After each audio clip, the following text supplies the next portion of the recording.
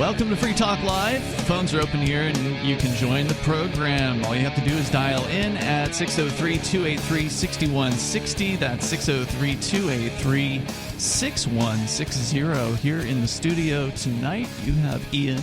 The nobody formerly known as Rich Paul. And Aria.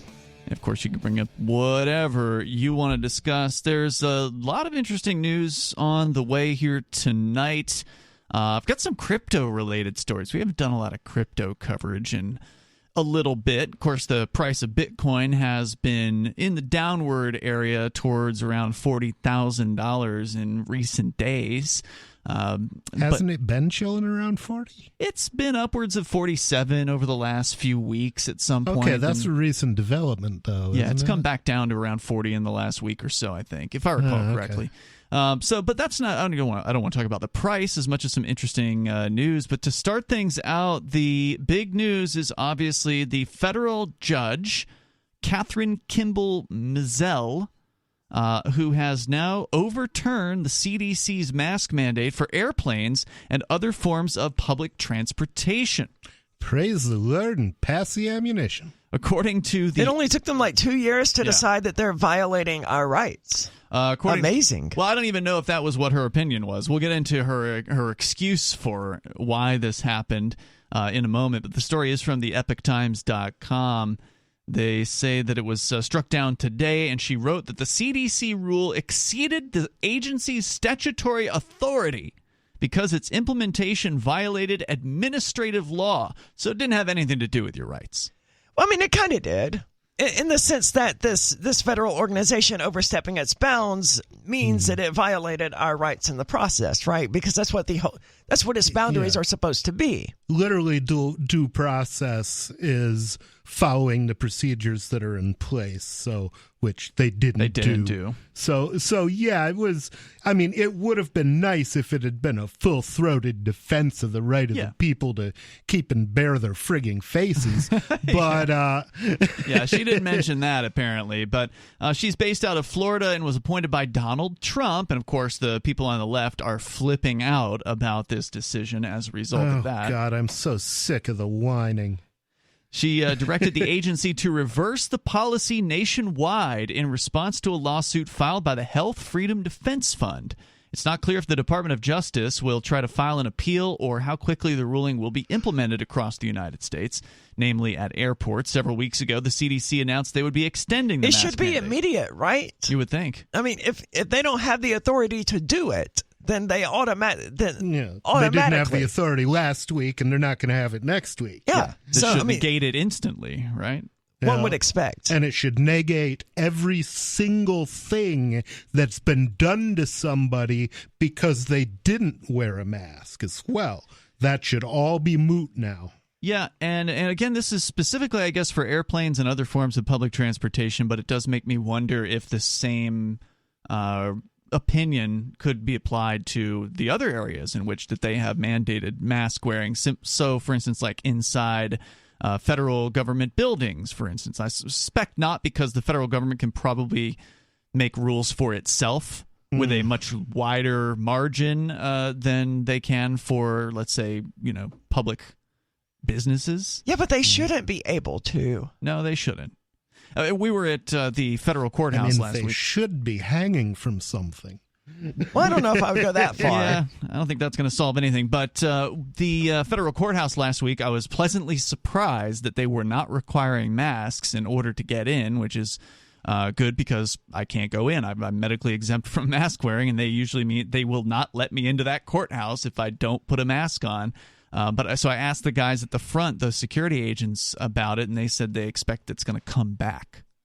I don't think so. It's gone, but they think it's coming back. I mean, the anti-COVID or anti-government sentiment is so strong throughout the United States that I don't think these things will come back. You think there's an anti-government sentiment? In response to COVID-19, yes. Okay. Anti-establishment in general, the major media's ratings are in the toilet. CNN, MSNBC. Where their viewers are dying off. I mean, they're literally losing them due to old age. Oh, well, I mean, there's that, but they're not replacing it, and they're not getting any attention from the people from the people now living. And, it oh, yeah, they're dying off. Well, watching the news wasn't an old people thing a decade ago. I think it was. I don't know to what extent. Everybody was paying attention to cable news, CNN or Fox or something. I think you're more likely to say that because you're sort of connected to the world in that way. You pay attention to the news, and so it's more relevant and you're more aware of it. I think that those companies have been dying off for much longer than the last decade. Really? Yeah.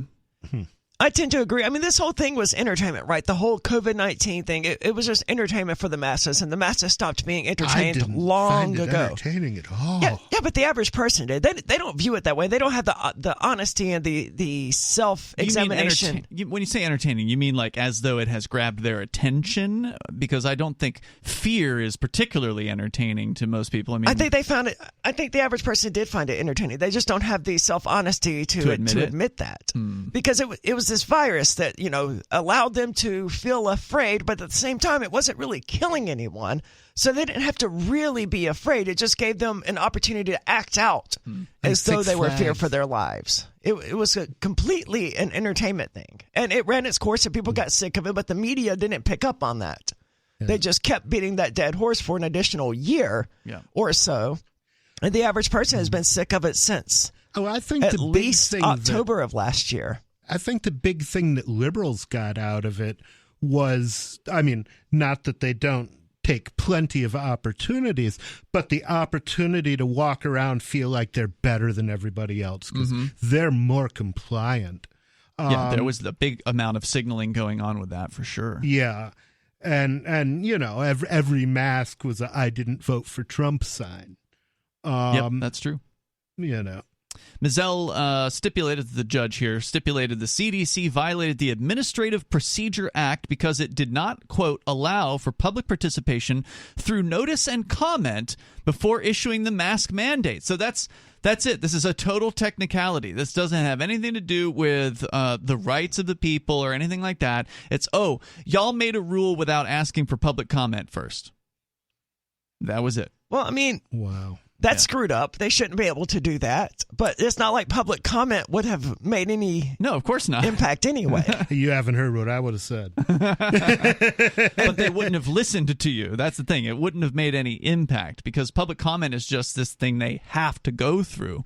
They don't actually care what people say or what people think. In the same way that the city council in Keene didn't care that 90% of the people didn't want a Bearcat. They went ahead and voted for it anyway, and then it crashed through your front door. Nobody. By the way, did you know when that happened. You're the first person that they ever used the Bearcat on in Keene? Really? Yeah. That was the Keene Bearcat? It wasn't the FBI Bearcat? No, that's the Keene Bearcat. You have to understand, the Keene Bearcat is the FBI Bearcat. Part of the deal with the Bearcat, for listeners that don't know, this is an armored personnel carrier. It's a tank. Yeah, it's a tank that local governments around the country have been given grants to buy. These are $300,000 units. They got a $284,000 grant from the federal government with the strings attached that say, hey, yeah, you get this Bearcat, but if we ever come to town, we being any federal government agency, DEA, FBI, ATF, you fill in the blanks, if we ever come to town, you guys better have it fueled up. You better have it oiled. You better have it taken care of because we can use it anytime we want to. So basically, it's just a housing agreement for federal equipment located in various different small towns and medium-sized and full-size towns around the country. That's what the Bearcat deal is. Yeah, well, that's obvious because the city of Keene and its little Mayberry-style police department is never going to have any justification for driving a tank through someone's front door. That won't necessarily stop them. Nope. Well, it stopped them for the last, decade. It wasn't until the FBI came along and was like, hey, we want to use this, that suddenly they were okay with it. Gotta love the cowboys and law enforcement. If you want to join us here, 603-283-6160. That's 603-283-6160. This is Free Talk Live.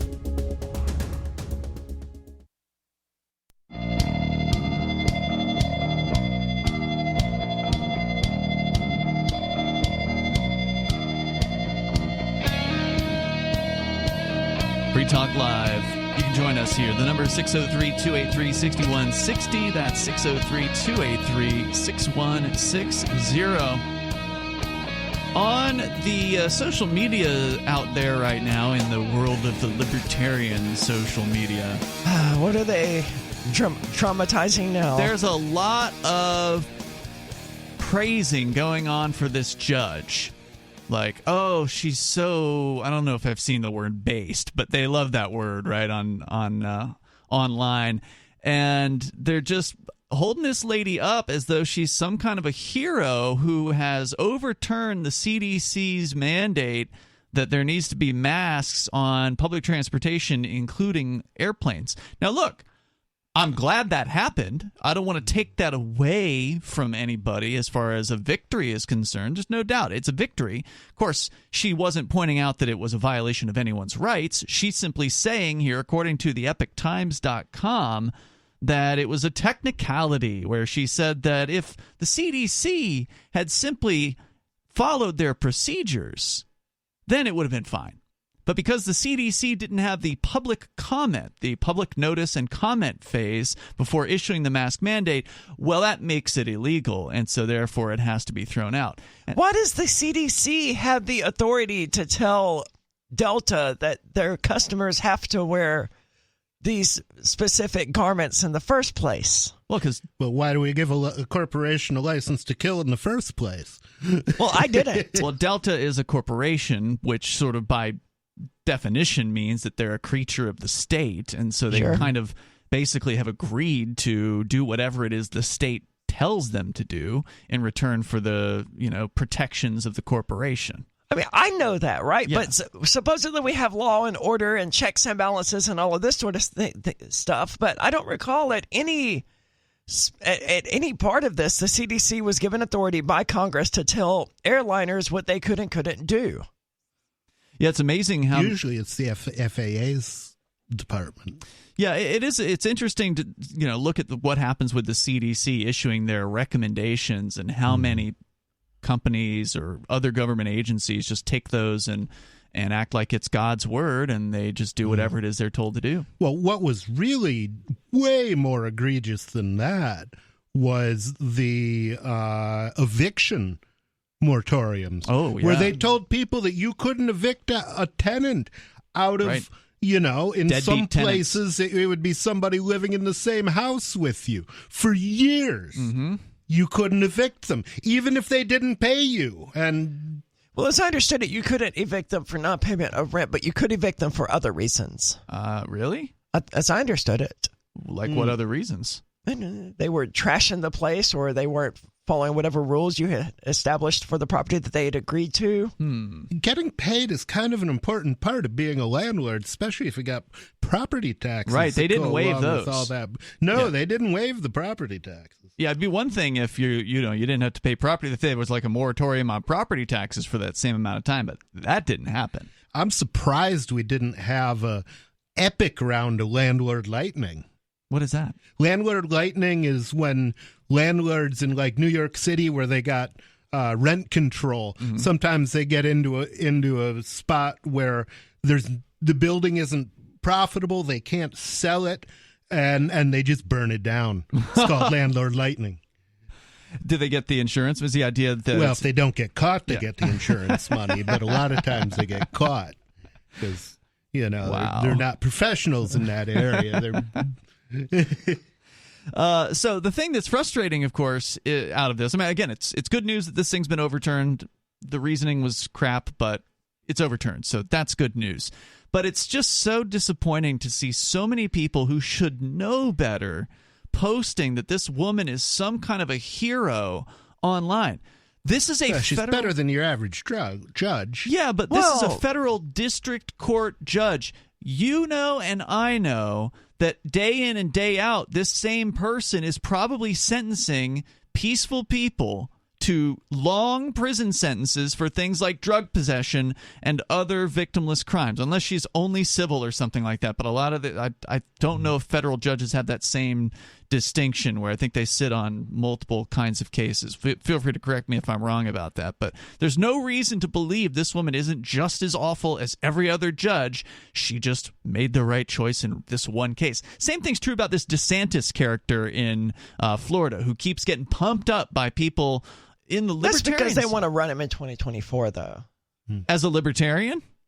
I wouldn't put it past the Libertarian Party. Let me put it that way. Yeah, me neither. He's not a libertarian, though. They don't care. They ran with Bill Weld, man. Right, that's the thing. That's the problem. The dude is a police statist. Rick DeSantis or Ron DeSantis, whatever the hell his name is, he's never seen a pro-police bill that he didn't like. He signs them all, and he loves funding the cops and having more control and more laws for them to enforce on the streets. Didn't Florida also just do this "Don't Say Gay" bill or something like that to their? I haven't read anything about it. I know there's been a ton of controversy. Do you know anything about it? No, everything I've heard of it, heard about it. That's in detail beyond people calling it "Don't Say Gay." Basically said that the thesis of the bill is that teachers should not be having detailed conversations about their sex lives with 6-year-olds who are in their care, and I can't disagree with that general premise. Yeah, if there's going to be a government school teacher, I would agree with you there. I think they should all be abolished, of course. I don't know that that's the premise or not, right? Because it's not going to... When students read these stories, let's say you have a kindergarten class, right? And you're reading them some nursery rhyme about the princess locked in the tower being saved by the handsome knight or whatever. That's a hetero story, right? It's about a man and a woman, and he's rescuing her, and they're going to fall in love and, have 2.5 kids and a white picket fence and all that great stuff.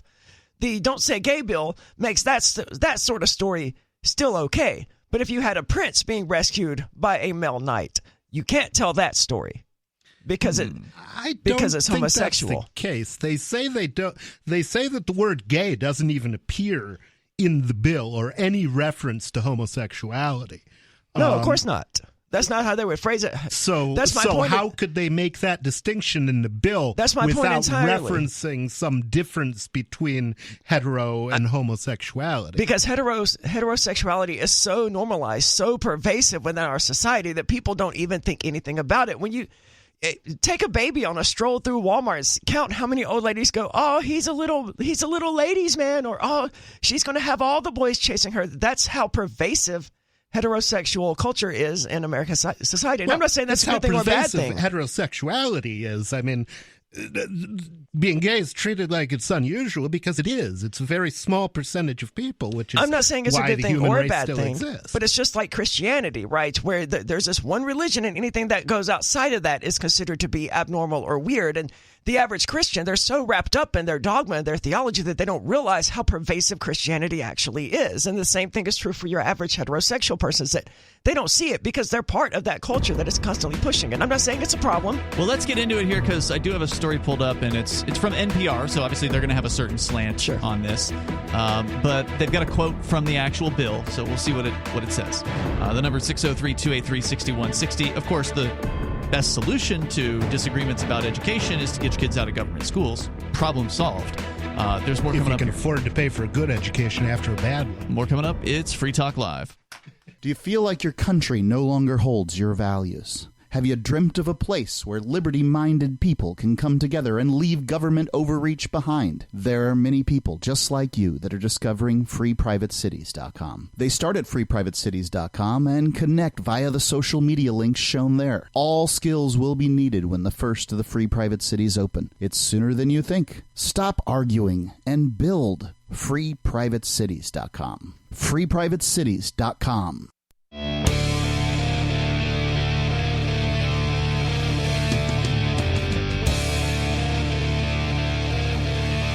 It's Free Talk Live. The phones are open here, and you can join us at 603-283-6160. That's 603-283-6160.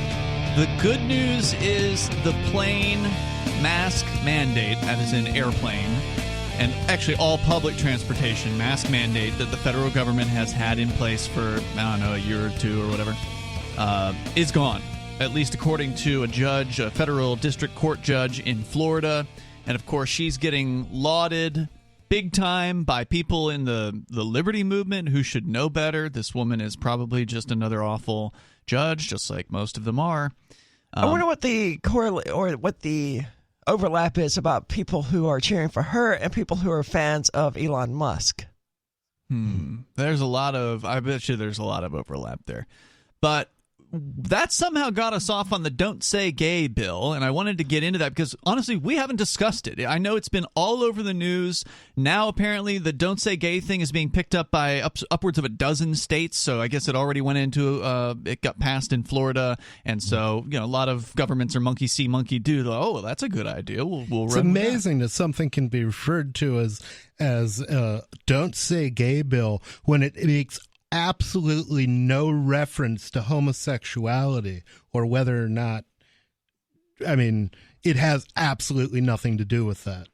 Well, now, I haven't read the entire bill at this point, and I don't know if they're oversimplifying it. Yeah, so it's a 7-page bill. They're not just oversimplifying, they're straight up lying about what it says. Well, have you read the bill? No, I've You're just going to a different news source to tell you what's in the bill. Yeah, how do you know what it says if you haven't read it? No, it's, there are statements that are easily checked, like it says nothing at all about homosexuality. All Have you checked? I haven't. Well, I do have the bill pulled up here. I have not yet done a Control F. I also have not read it, and I'm not going to.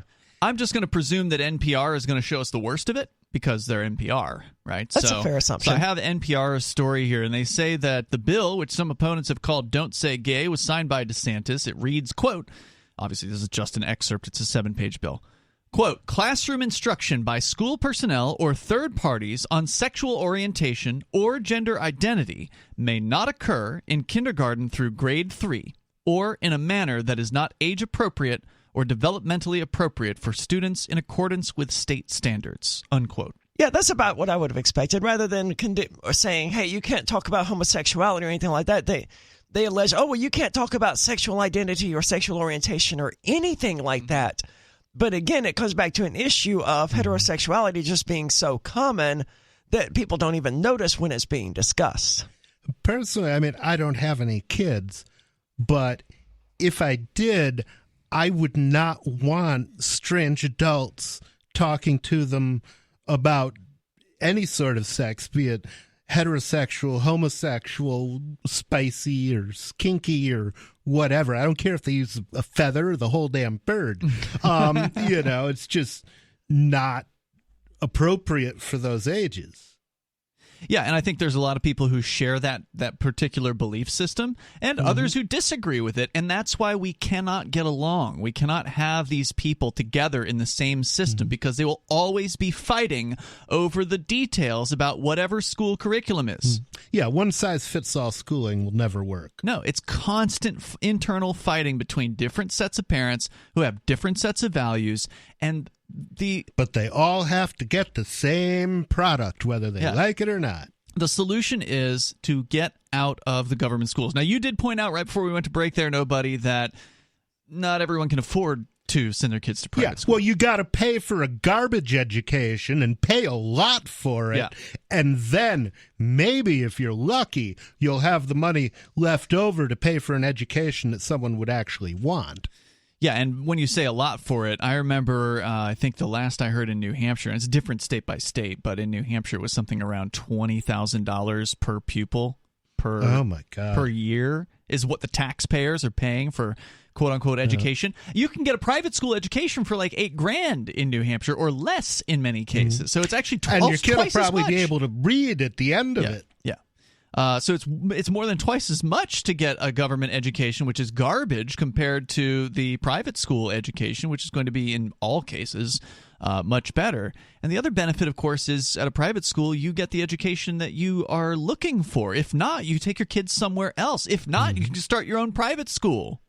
I mean, I certainly agree, right back to the statement that you two were making, that, it's not a good idea to talk about sex education with second graders or third graders or whatever, or kindergartners, whatever age people want to talk about or discuss this at.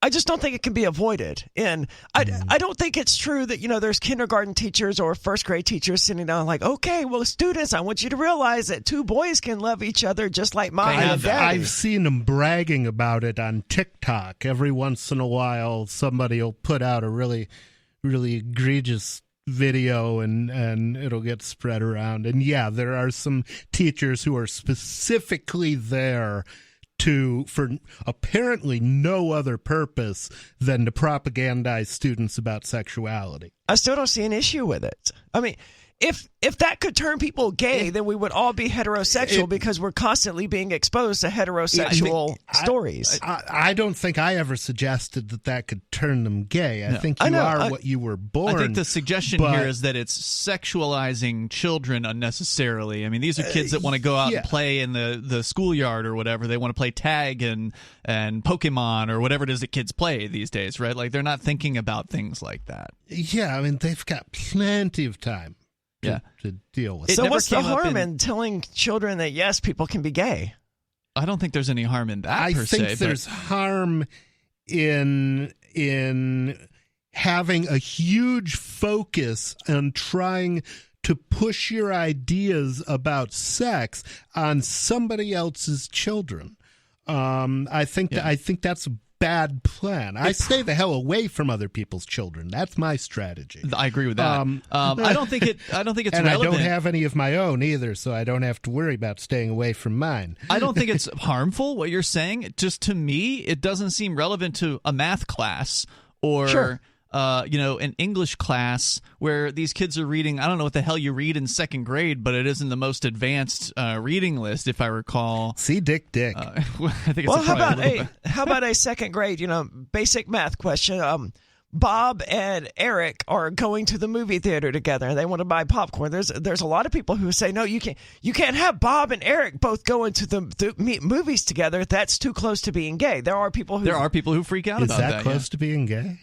Presumably, well, right? Those people they're are going out on a that date, they're dating. Right? I've been to a movie with you, but we weren't dating. Yeah, but these people wouldn't realize that. That's what I'm saying. They jump to the worst conclusion. So it's just there's such a wide variety of opinions on this, and that's why I am of the opinion that if there is a government school, then they should stay the hell away from these potential, I don't know what the right word is, but fire pots or whatever. There's potential for exploding and getting people really angry at you.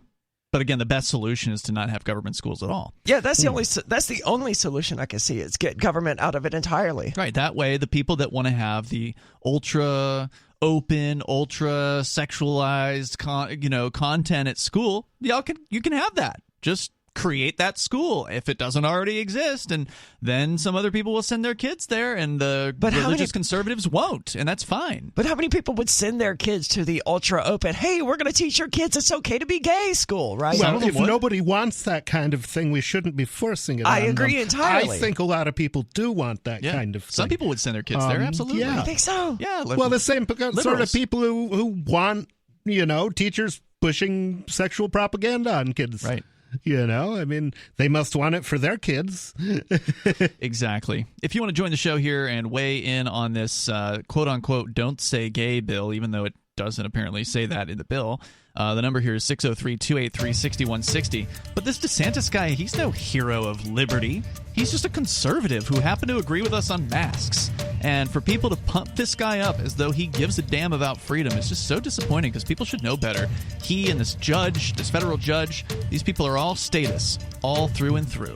You got to give some credit where credit's due. Yeah, I'll give them credit, but it doesn't mean I'm going to trust them or think they're good or think they in any way care about liberty. More coming up. It's Free Talk Live.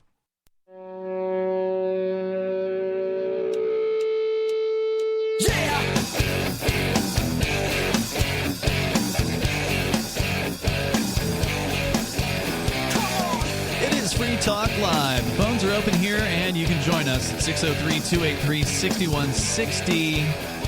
603-283-6160. Joining you in the studio tonight, you've got Ian. Nobody. And Aria. And I do want to let you know about Bitcoin.com. We're going to get into a little bit of crypto news coming up here in moments. But if you want to get into cryptocurrency, learn about Bitcoin and Bitcoin Cash over at Bitcoin.com, just click Get Started at the top of the page, and that will take you some introductory information, including video content. You can watch as much as you have time for, as much as your interest will be kept for. I think it's a pretty interesting topic, but at the very minimum, you should watch the first one for all of 3 minutes of your life and get down some of the basic concepts surrounding cryptocurrency like Bitcoin and Bitcoin Cash over at Bitcoin.com. You can also purchase cryptocurrencies, multiple cryptocurrencies, through Bitcoin.com. And if you want to get the latest news headlines, they've got them every single day for you over at news.bitcoin.com. So I think we've covered. Was there really more to say about this "Don't Say Gay" thing? I feel like we all kind of got hurt on that one. We've said gay. Yes, indeed, and we will again. And then you've got this lady, this judge who has made the decision, Catherine Kimball Mizell. She's a Trump appointee who has decided that the CDC did not follow their own administrative procedures and didn't allow for public participation through notice and comment before issuing the mask mandate. She wrote in her ruling, quote, "At the time when the CDC issued the mandate, the COVID-19 pandemic had been ongoing for almost a year and COVID-19 cases were decreasing. This timing undercuts the CDC's suggestion that its action was so urgent that a 30-day comment period was contrary to the public interest. So, too, their delay in issuing the mandate further undercuts its position. Public comment in this case is necessary," said the judge, "because the mandate would, quote, constrain their choices and actions via threats and civil and criminal penalties," unquote. So that is the latest blow to the Biden administration's COVID-19 mandates. Earlier this year, the Supreme Court struck down the OSHA rule directing tens of millions of workers at larger private companies to receive vaccines, but left intact a Centers for Medical and Medicaid Services rule requiring healthcare workers to receive the shots. So again, we're not sure when airlines will stop their mandates, and clearly an airline could continue its own rules.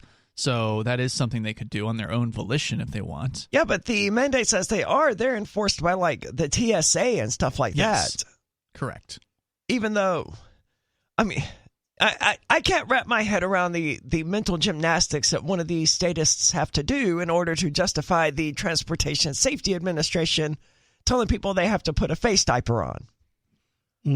But you still see it around. Especially the air quality on a plane is supposedly better than it is in a hospital. Really? I mean, yeah, they've got super air purification. Yet you can still get easily sick on a plane. So it doesn't help a whole lot. But the mental gymnastics, Aria, it's their status. I don't think they have to think very hard at all. It's like, oh, well, we want to tell people what to wear now. Okay, I know let's they do don't, that. but it's thinking hard that would make it difficult for them to do what they do. Fair point. Yeah. I would have to do serious mental gymnastics in order to justify this to myself. You are not one of them. No, I'm not. No. Thank goodness for that. But there are plenty of people out there that it's easy. They think that their job is to tell people how to live and to tell people what to do, and so this comes naturally to them.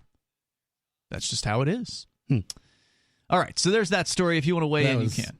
One of my favorite quotes this week was some woman from the mainstream media was talking about Elon Musk and completely misrepresenting, I think, why he wants to buy Twitter, but she says he wants to be able to tell people what to think, and that's our job. Yeah, we played that on the air Saturday night. She is a host on MSNBC, and she just let it right out there. What a moron! Yeah, you're just supposed to think that. Perfectly suited for MSNBC. In other news, guess what? You can't speak in North Korea about technology and come back to the United States and stay out of prison. Did you know that? Because that's what happened to an Ethereum developer. Ethereum is the second most popular, the second most valuable by market cap cryptocurrency on the planet. So we talk a lot about Bitcoin here. Ethereum's number 2.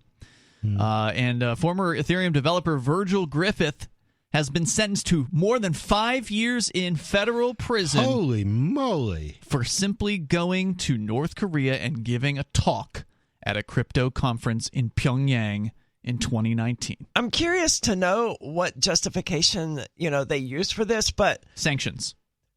I know, but how does going there and giving a presentation run afoul of sanctions? You're helping them. By giving a presentation? That's what this is coming down to. Kudos to the guy for going to North Korea in the first place, because I wouldn't. Yeah. It looks like if you're going to go to North Korea and give a presentation, you should probably stay there. because they aren't going to be too kind to you. I think I'd rather go to prison than stay in North Korea. What's the difference?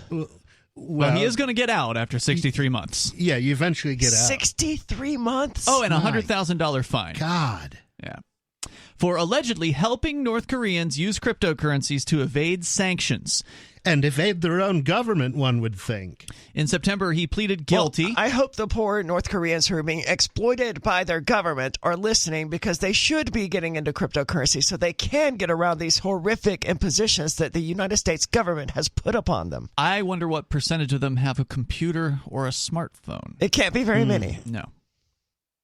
That's okay. They'll do it on abacuses. In September, he pleaded guilty, of course, to one count of conspiracy to violate international sanctions against North Korea. He was arrested in November of 2019 after giving a talk at a cryptocurrency conference in Pyongyang. Who knew that they even had cryptocurrency conferences in North Korea in April of 2019? The crime carries a quote-unquote crime carries a maximum penalty of 20 years.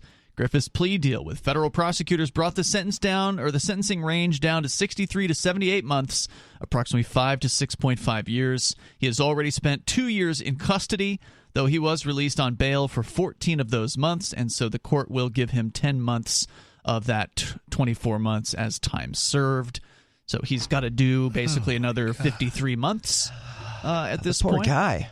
The sentence handed down. And this is for giving a presentation. It's not for selling cryptocurrency to North Koreans or anything. It's about just talking, giving information. Correct. To North Koreans. I know. So sometimes it just, I'm still, even though I've been talking about it now for years, I'm shocked. Still surprised by how monstrously evil this government is. Freedom of speech? Nope. Yeah. Sorry. Not if you talk to the wrong people, now, apparently. What if, he had done this same exact video and then sent it to someone who played it in North Korea? Instead of going there himself to give this presentation, he had pre-recorded it and sent it. I think if they could prove that it was his intention that it go to North Korea or that it end up in North Korea, then... So you have freedom of speech unless you try to speak to North Korea. Ostensibly, he was speaking on the topic of evading sanctions as well. So we'll get into that. But the sentence has been handed down by U.S. District Judge Kevin Castell of the Southern District of New York. It's on the lower end of the prosecution's sentencing guidelines, as recommended by the Department of Probation. Before he was sentenced, he and his attorneys had a chance to address the court with any last objections or remarks. Griffith, clad in a khaki prison uniform, exchanged glances with his elderly parents and several friends in the courtroom. Brian Klein, his lead attorney, urged the judge to consider factors he believed had not been accounted for in the prosecution's sentencing guidelines, including the harsh conditions at Brooklyn's Metropolitan Detention Center, MDC, which is where Griffith has been held. That's, I believe, where they held Ross Ulbricht as well prior to his trial. Klein described, quote, several really trying and inhumane conditions he experienced at MDC, including extended solitary quarantines due to COVID-19 outbreaks, no family visits, limited access to blankets and warm clothing, and even being forced to use his sink as a toilet. Makes New Hampshire jails sound pretty cushy by comparison. No doubt. Klein said Griffith has been limited to 2 or less meals a day. I think they mean 2 or fewer. Usually peanut butter and jelly sandwiches, because gangs in MDC control the kitchens and the commissary. Because of Hold on. This is a jail, right? That's correct. Yeah. Brooklyn. There are prison gangs in Brooklyn jails? Apparently. Now, for those who don't know the difference... The thing is, they're not necessarily prison gangs. They're just members they're of jail gangs. Gangs from outside that happen to be inside for the moment. But there's a huge difference between jails and prisons out there for people who don't know the difference. And it sounds like this jail has more in common with a prison than a jail. Yeah, that's true. There's not much difference between New York and hell. There's more coming up here in moments. The number 603-283-6160. Hour number 2 is on the way. We'll tell you more about this guy and why he's going to prison for talking to North Koreans. Free Talk Live's video archives have been on LBRY for years. LBRY is an uncensorable, decentralized, blockchain-based media sharing protocol, and we're big fans of it here on Free Talk Live. In 2020, LBRY launched Odysee, a video sharing website to compete with YouTube, and it's really taking off. Now with over 1 million channels, many of whom are disaffected YouTube creators. During YouTube's crackdown for not towing the government line on COVID, the Free Talk Live YouTube channel started receiving strikes and could be completely taken down at any moment. Thankfully, Odysee started offering live streaming, so we're now streaming live every night and posting our video archives permanently to Odysee. You can watch live or anytime on our Odysee channel by visiting video.freetalklive.com. If you want to go all in, download the desktop app at lbry.com, and then every video archive you watch, you'll help seed and keep it online forever. At minimum, we ask you visit video.freetalklive.com and follow us on Odysee today. video.freetalklive.com.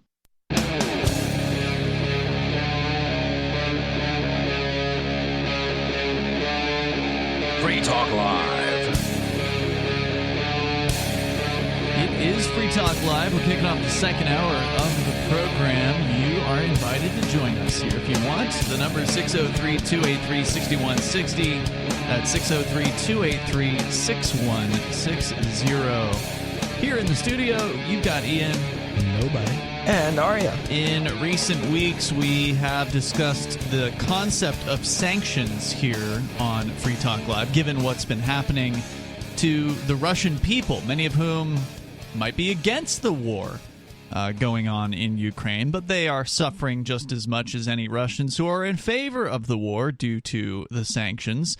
And then, of course, there's voluntary sanctions that a lot of U.S. corporations and Western corporations are engaging in. Netflix, for instance, or YouTube have not been ordered to cut off the Russian people. They've only been told, like the government sanctions, as I understand them, are targeting Russian oligarchs, Putin and his family, their buddies, government minister types in Russia. But a lot of these companies are just completely cutting off anyone who is Russian. Yeah, Burger King did it. PayPal did it. Yeah. I think Google did it, if there's I remember a huge correctly. list. Yeah, I mean, there's a huge list. It's really Pepsi, Coca-Cola, Burger King. the list that's short is the list of companies that haven't done anything. That's the short list. Because this they're all was jumping on. supposedly completely voluntary. Like, I haven't heard anything about the government specifically requesting these people do this. Correct. Yeah, they're all just piling on to show their support for Ukraine. So sanctions hurt people. They hurt peaceful people. They hurt the average person more so than any oligarchs or whatever. But it hasn't just been sanctions against Russia that have been hurting people. It's sanctions against every country hurts the people of that country. Right. Iran, North Korea, Venezuela. None of these Cuba. And not only that, but by making markets less free, these things make the whole world poorer. That's a great point, because you can't trade with those folks. They might have like Cuban cigars. Can't have those. Well, some brilliant person in North Korea may have, invented a 100% foolproof, safe flying car, and we'll never know about it. Well, true. I mean, in North Korea, you can't even communicate with them in any easy manner because it is essentially the hermit kingdom. They have that is the fault of North Korea. Yeah. But if, the North Korean government wanted to make some money, they could presumably have one of their brilliant people create some technology that the average American would find useful, but we wouldn't be allowed to buy it. They're hermits because they're crabby. The people of North Korea have no opportunities, and that's partially because of the North Korean government, but it's also because the rest of the world is shutting them off and refusing to do business with them. And we've seen how that affects the people in Venezuela. We've seen how that affects the people in Cuba. It hurts them. It means they don't have near as many opportunities to create, to do business. And if they can't do business with the largest, the richest market, it's not the largest by population, but as far as wealth is concerned, the U.S. is the wealthiest marketplace on the planet. And these people, these poor people in places like Cuba and Iran and elsewhere, are completely prohibited from doing business with people in the United States, and that's tragic. But it's worse when people are actually even threatened with violence here in the United States for trying to do anything at all with people in these other countries. And that's the story we're sharing with you right now about. That's the amazing thing here, because this means that the U.S. government, for all intents and purposes, it's no better than the North Korean government. Of course not. The difference is only in degrees. Like, you might get the executed. degrees aren't even that different at this point. Well, okay. In North Korea, you're more likely to get executed by a pack of dogs or thrown into a hard labor prison camp versus this guy who's probably going to be going to a minimum security federal government facility for 5 years. Maybe. Yeah, that's not a whole lot better, though. Or maybe they'll consider him a national security threat and lock him away in max. Maybe he won't get minimum security. I would rather go in front of the firing squad myself. I wouldn't want to get torn apart by the rabid dogs or whatever, but the firing squad's probably the... You'd rather go into a firing squad than spend 5 years in a minimum security prison? No. Okay. I just want to make sure we're clear on that. No. Not 5 years. So, again, it's the differences and not in in a degrees. minimal security, right? But like a Supermax or something like that, yeah, just where you're in isolation 24/7, yeah, just go ahead and put a bullet in me. In the United States, you have some amount of economic freedom. In most places, you still have to ask permission to do business. You have to ask the government master. I'm pretty sure that you can find yourself with a nasty prison sentence in America for doing business without the proper permission in the form of licensing. Yes, as a Crypto 6 member, we are all certain about that. No, there's no doubt about it. This is not saying this is a free marketplace, but it is a little bit more free. Again, we're talking about the differences being degrees. It's a little bit more free in the United States than in North Korea. North Korea is generally considered the dead last country on the list of economic freedom, if it's even included on the list, because you can't get any data out of North Korea. No information comes from any source besides the government's official media, so you can't have any real way of comparing them to any of the rest of the world because there's no information. So you really don't know. Maybe they're worse than Venezuela. Maybe not. I think they're way worse than Venezuela, though, because you can still at least open your own business in Venezuela, I'm sure, if you jump through enough hoops. I think if they were successful, like if the North Korean economy was successful and the people there were living, luxuriously, we would know it. Yeah. And another great example of the difference in degrees, in North Korea, they worship the Kims, the sort of the ruling family. There was Kim Il-sung, who was the grandfather, Kim Jong-il, who was his son, and now Kim Jong-un, who is his son. And in the United States, they like to pretend like they're not worshiping the government. Well, that's the thing. In North Korea, they worship the man as though he is God. They worship more so the grandfather. They don't. Kim Jong-un hasn't apparently had the same level of awe that his predecessors have amongst the people there. So is that because he's retarded? Well, he does pretty much seem like an idiot. The mythology, I think, is breaking down as the generations go by, from what I understand. All we know is what people tell us, right? Like, we can't. Well, it's hard to keep belief in a godlike myth alive when you're faced with a moron. And when you're faced with starvation, which they went through in the 1990s due to, communism not being able to provide food for everybody.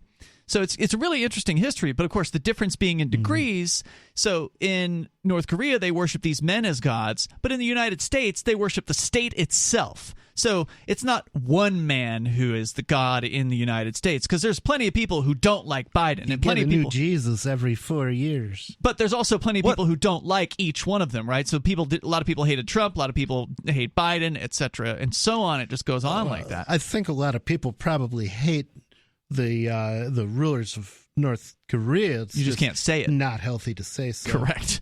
You'll end up in a prison camp. I don't know, dead. man. Their information is so tightly controlled. I don't know if I could be convinced that they do hate Kim Jong-un. Some do, but they would never tell you about it. That's the thing. You can't speak out against them in any meaningful way. So that's the difference. Is here the people.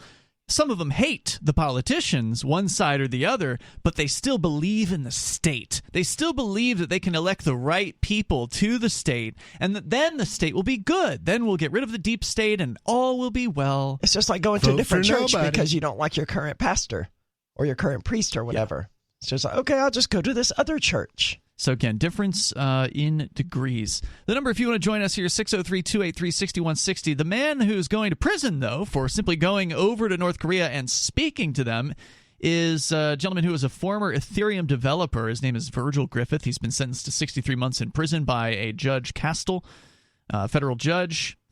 Says here that he had harsh conditions in the Metropolitan Detention Center in Brooklyn. They informed the judge of a psychological assessment of the man, Mr. Griffith, done in prison, which found him to be suffering from personality disorders, including narcissistic personality disorder and obsessive-compulsive personality disorder. Said that the disorders explained his obsession with North Korea and his disregard for the warnings of his family, friends, employer, and the government not to travel to North Korea. Griffith says he's been dedicated to therapy and was found to be treatable and not likely to reoffend.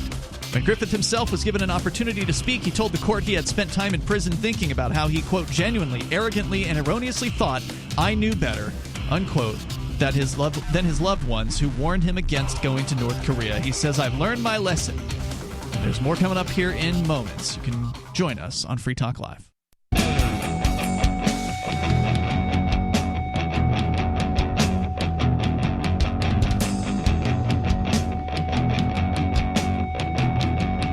It's Free Talk Live. Phones open. You can join us here. The number is 603-283-6160. That's 603-283-6160. By the way, I want to say thank you to Ryan Walsh.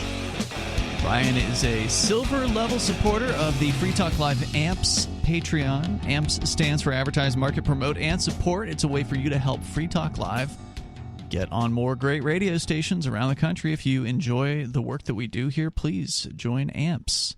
And it's over 80 supporters now in the AMPS program. So thank you to Ryan and the rest over at amps.freetalklive.com. That's amps.freetalklive.com. We're sharing with you a disturbing story about somebody who is going to prison. He's going to prison for 63 months. He has spent 10 months behind bars already, so another 53 months. That's a hell of a sentence, though. For speaking.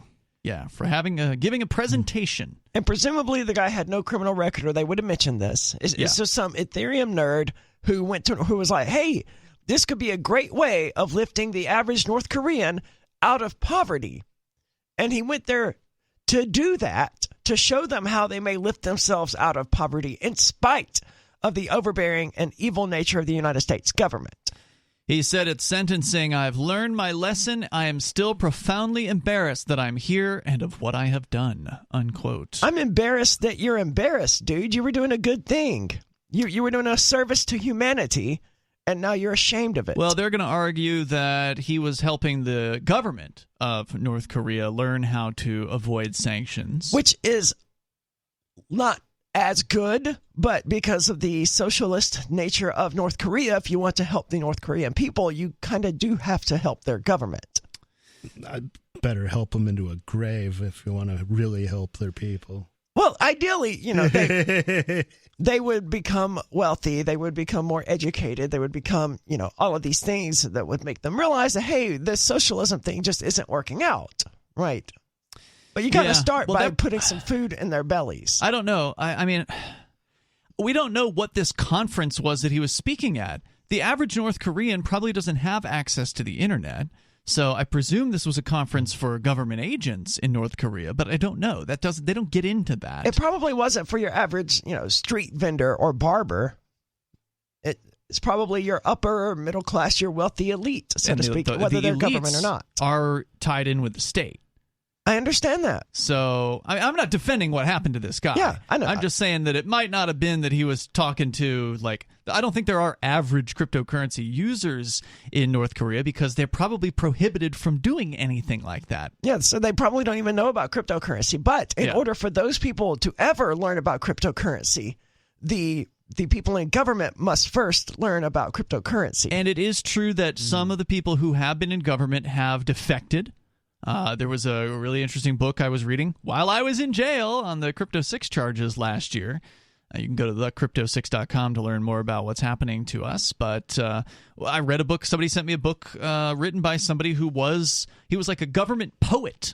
So his job was to... Ah, yes, dear leader. Yes, his job was to write poetry that glorified the state. And part of his access, his special skills that he had, was that he was allowed to read foreign media. So the average person cannot in North Korea. You can't just subscribe to a South Korean newspaper. Well, he couldn't even, he was allowed to read it, but only there in his office. If he had taken any of it home with him, and I think he did at one point, that was what led to all of his need to flee the country in the first place, if I recall correctly, is that he did take some of this home. But even just taking a newspaper clipping home would have been high crime treason against the state. Yeah. And so, because he was able to read media from outside of North Korea, he kind of was able to open up his mind a little bit more than the average North Korean. And so, therefore, he ended up concluding that he needed to get the hell out of there. And he did. And now he's obviously speaking out. So it certainly could be that his presentation in North Korea could have hit the right people at the right time who are looking to undermine the state. You never know, right? You never know who you're going to reach. But that didn't matter to the judge. The judge in the case, Castell, said this, quote, "There is an argument that Virgil Griffith is a kind and thoughtful man," describing a version of events in which... The judge said this? Yes. And then he sentenced the guy to 50-something months in prison? He doesn't believe that argument. He says, at great personal sacrifice to himself, or describing a version of events at which, at great personal sacrifice to himself, Griffith traveled to North Korea to share educational materials about blockchain technology and returned to persecution. But those are not the facts. Those are literally the facts, though. That is not what happened, he said, and continued. He said, what you see here is an intentionality and a desire to educate people on how to evade sanctions, unquote. That's literally just rephrasing the first thing he said. Judge Castell read a series of text messages and emails from Griffith in which the defendant admits to sharing information with North Korea for the express purpose of helping the repressive regime evade sanctions. What the judge found most damning, perhaps, was a photo of Griffith presenting at the conference, wearing a traditional North Korean suit and standing in front of a blackboard on which it read, "No sanctions," with a smiley face. Quote, "The fact of the matter is Virgil Griffith hoped to come home to Singapore or elsewhere as a crypto hero, to be admired and praised for standing up to government sanctions, for his fearlessness and nobility," unquote. The judge blasted Griffith's history of cooperation with the government both before and after his trip to Pyongyang, held up by the defense as evidence of his good nature as narcissism. Quote, "This guy is willing to play both sides of the street as long as he is the center of attention," he said. Both the judge and prosecution... I'm glad this judge is stuck in New York, man. He sounds like a real piece of work. They're all over the place, unfortunately. But both the judge and the prosecution referenced the ongoing war in Ukraine, as well as the U.S. government's use of sanctions against Russia to justify the need for a harsh sentence in order to deter Griffith and, quote, "similarly situated others," unquote, from future violations of U.S. sanction laws. So he was used as an example, just like they did to Ross Ulbricht, sentencing Ross Ulbricht, the man who created a website and went to prison for 2 life sentences plus 40 years. They did that because they wanted to send a message to other people about creating darknet websites, which, of course, has done nothing to stop darknet websites from being created, but they're doing the same thing here. I was reading some article earlier today where it cited as one of the list of charges against this person, and I don't remember now what the article was about, but among them was using a computer to commit a crime. Yep. Yeah, Ross got that one, I think. That's insane to me because there's no part... The crime, that's like literally just taking a separate crime. Making a separate crime. Yeah. Yes. Yeah. Making a second crime to throw on top of the first one because there's still only one act there, right? Like, that's right. You're a computer nerd. What does it matter if you brain somebody with a laptop instead of a hammer? Yeah, good point, yeah. Right? Like one of these mafia people, if you crack someone's skull open, hammer, okay, that's a sentence for murder. But if you beat their head open with the Apple computer, you used a computer to commit a crime, so that's a special additional charge. Yeah. It's just amazing the mechanisms the state has in place here to charge people with the crap on top of crap. Sure and is. Just keep piling crap on with spurious charges like using a computer to commit a crime. Okay, well, it's already illegal, so why do you have a separate crime to throw at them? It's absurd. Yep, and they're saying that this is going to result in further charges, not for this man, he's going to prison, but for his quote-unquote co-conspirators. Whoever it was that apparently encouraged him to go to North Korea, they may be facing similar charges of so-called conspiracy. More coming up here. It's Free Talk Live. The new 4th edition of Healing Our World, The Compassion of Libertarianism, will take your understanding of liberty to a deeper level and has over 1,300 updated references, new cartoons, and a foreword by Dr. Ron Paul. With discounts for multiple book purchases, the 4th edition of Healing Our World is a great gift for the liberals, pragmatists, environmentalists, and Christians in your life who think libertarianism is cold-hearted. Get yours today at healing.freetalklive.com and use promo code FTL for a $5 discount.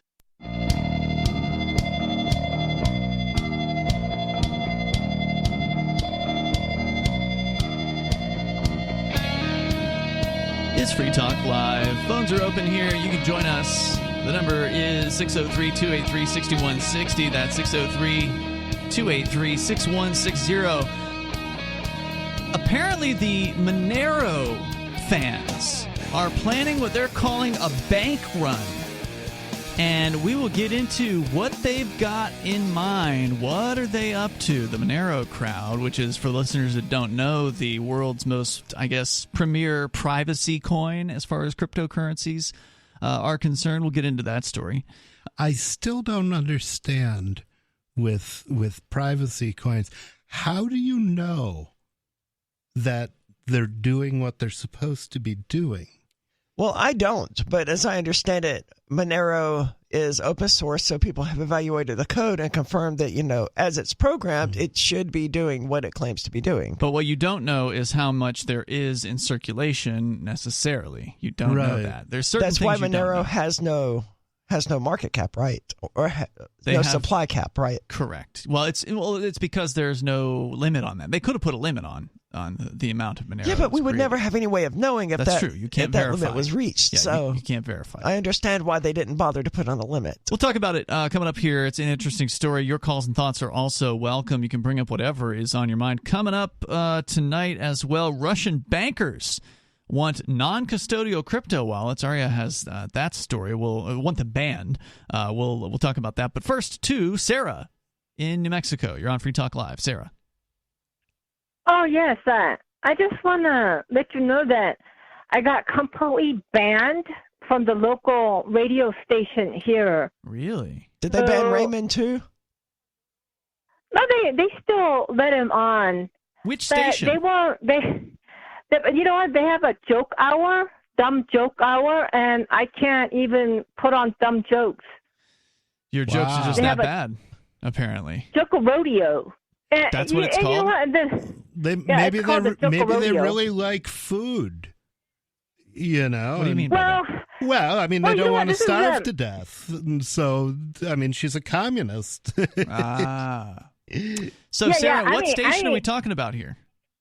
Well, am I allowed to say the number 770 AM? Okay, KKOB. That's the big talk station. There's a few talk stations in Albuquerque. How do you memorize this stuff, dude? I'm just a radio geek. I know, but that's what I do. She just spits out, 3 random numbers out in the middle KKOB. of nowhere in New Mexico, and you're like, you mean blah blah blah. Yeah, I know who the program director is there too. As a matter of fact, I've met him a few times at the various different conventions that I've been to.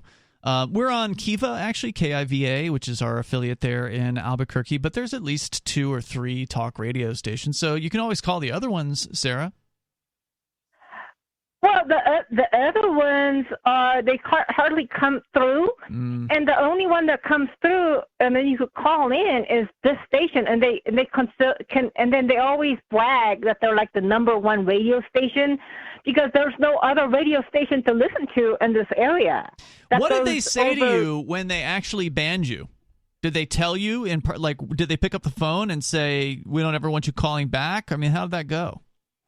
Well, I always get in touch with the call screeners. Mm-hmm. They screen the calls, and all the shows they have said that we're not taking your calls anymore, and they hang up on me. Damn. So they had Candelaria show. They had. So I guess could you take from this that communism is not popular? Could you make that your conclusion? Well, they don't. They also do not like red light cameras. There was all of the talk shows against the red light cameras. So they're smart, is what you're saying. These are intelligent people. They don't like what? Red light cameras. Oh, yeah. Yeah, so you're saying these are intelligent people who actually want the best for their listeners by not having to face ridiculous red light fines. But that's not the only thing you call about, Sarah. I mean, that's not the only topic you call local radio about, is it? Well, I talk about the homeless camps, and I talk about the buses, the transit, the trains, all sorts of stuff. But right now, all they take is the emails. They have a email reading hour, and all they could do is the. But you don't do texting. email, right? And then they have to. So you're SOL. Email. Well, they get email and texting. Yeah, and you don't do text, the so-called calling show. Well, I do text, but they only publish what they want to publish. Sure, That's what I'm If saying. you get on the air, then you can say what you want, as long as they don't dump you. Have you considered starting your own radio show, Sarah? Well, you know what? I just want to say thank you to you guys. You're all I have. You didn't answer the question, now. Sarah. You didn't answer the question. You're really bad at that, by the way. Oh, the radio station. No, I got my hands full. Not a radio station. Obviously, you can't do that because you don't have any money, and it costs money to start a radio station. How do you have your hands full? License. Yeah. You say you have your hands full. With what? Well, yeah, but I mean, I got my hands full with, every day I do my network marketing. I talk to 5 people today. So, I just do that for fun. And so I have a lot going on. And she's turning into a capitalist. She's going out and trying to sell products. I mean, she's in a pyramid scheme like a true hardcore capitalist too, right? Good on you for that, Sarah. Embrace it. Embrace the evils of capitalism. What kind of network marketing? Because some of it's decent, and some of it not so much. Well, you know what I like about it is all of our stuff is very environmental. She didn't answer the question. What is it? What kind is it? It's like we have nutritional products, we have home cleaning products, we got skin care products. Don't mix up the two. Do they have a company name? Have they named the thing? I'm not allowed to say it. Ying could say that. I can't say that. I don't remember the name. She has mentioned it. So wait, are you saying, Sarah, that you've become a distributor of this product? Because before, whenever you brought this up, you would always say, "Oh no, I'm just a customer. I'm not a distributor. I'm not trying." Is this galactose? No. I think that's one of their products. Are you galactose intolerant? Sarah, I'm confused. What are you selling people that you wouldn't be allowed to advertise to a nationally syndicated radio show? Well, it don't want me to get free commercials. That's what's keeping me from saying it. Let me explain this better than Sarah. A lot of these network marketing companies have restrictions on how you can market their products. It seems counterproductive, right? But they actually say to their distributors, "Thou shalt not advertise on broadcast radio. Thou shalt not, so on and so on." There's a whole bunch of prohibitions. You're only supposed to do it person to person. So that's why Sarah is being reticent to reveal for whom it is that she is a distributor. I think that she honestly is trying to follow the rules here rather than but you did mention them before, Sarah. So can you answer my question of before you used to say, "Well, I'm just a customer." Did you start as a customer and then decide to sign up as a distributor? Well, actually, I'm not signed up technically as a customer or a distributor. Richard is a customer, and he's trying to market, and he can't get nobody signed up. Okay, hold on. Is it Richard or Raymond? Well, the Richard Raymond is his middle name. Richard is and first that name. answers my question as to what kind of organization it is, because if what you're looking to do is sign people up, then it's a pyramid scheme. If you're actually, I did Amway when I was a teenager, and I did one of them too when I was young. And if you're trying to actually sell something, and that's a different matter, and that's more or less how some people approached Amway that way, and they have some really good products. I mean, my mother swears by their some of their laundry detergent and such. Yeah, well, if they don't have a good product, then you need to run the hell away from a network marketing company. And some of them are just selling opportunities, and they're just selling money distribution, and they're total scams from top to bottom. Like you said, others kind of janky and questionable, but maybe they've got a decent product, but they're marketing it in a really questionable manner. It sounds if you had the right product, network marketing could be extremely effective. It could be. It sounds to me like Sarah is trying to play some kind of a game where she's acting like she's not, or like Richard isn't a distributor, but he actually is a distributor. It's like, come right out and just be honest with people about what it is you're doing. Thank you for the call tonight. There's more coming up here at 603-283-6160. You can join us. This is Free Talk Live.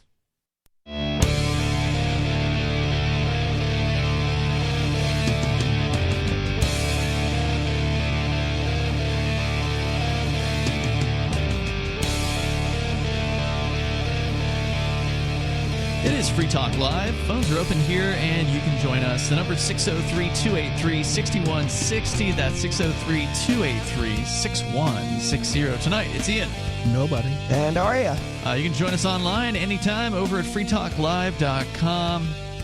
You know, we haven't talked a lot about cryptocurrency in recent weeks, but I did want to get into this story about Monero. There's a few interesting headlines in the crypto world today. We already talked about the Ethereum developer who's going to prison for more than 5 years for simply giving a presentation over in North Korea, which is an insane story. You're certainly welcome to comment on that. But now the Monero fans are talking about doing a bank run, quote unquote.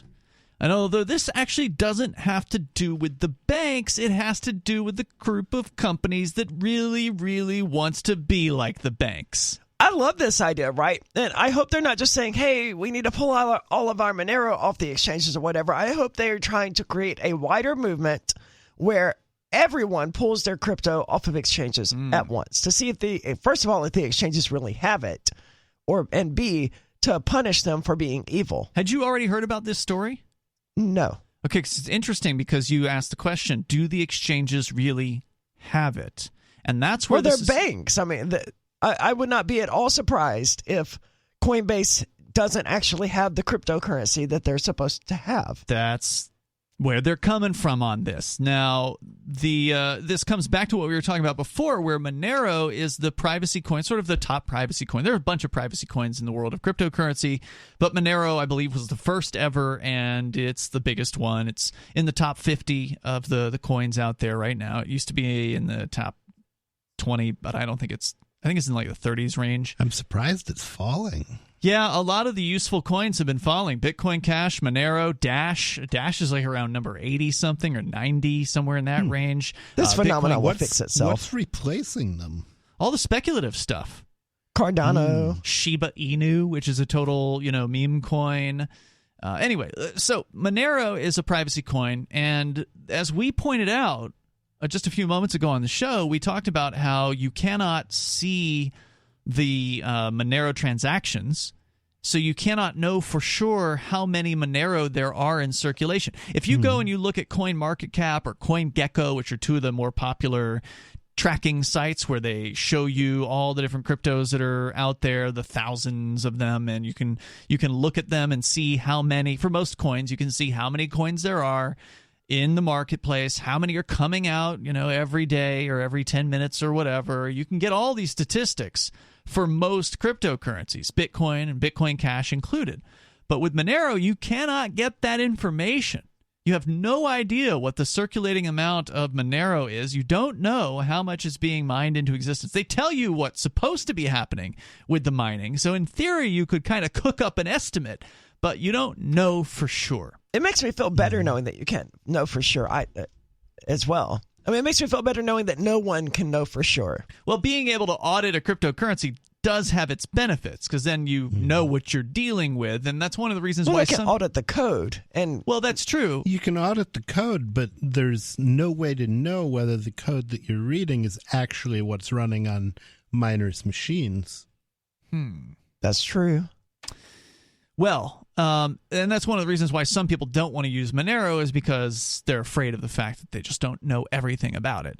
That said, for the people that that's a silly reason not to want to use Monero. I tend to agree, but for some people, they are now fed up with these centralized exchanges. A group of Monero enthusiasts, according to decrypt.co, is saying they're planning an XMR is the little short code for Monero, bank run on April 18th.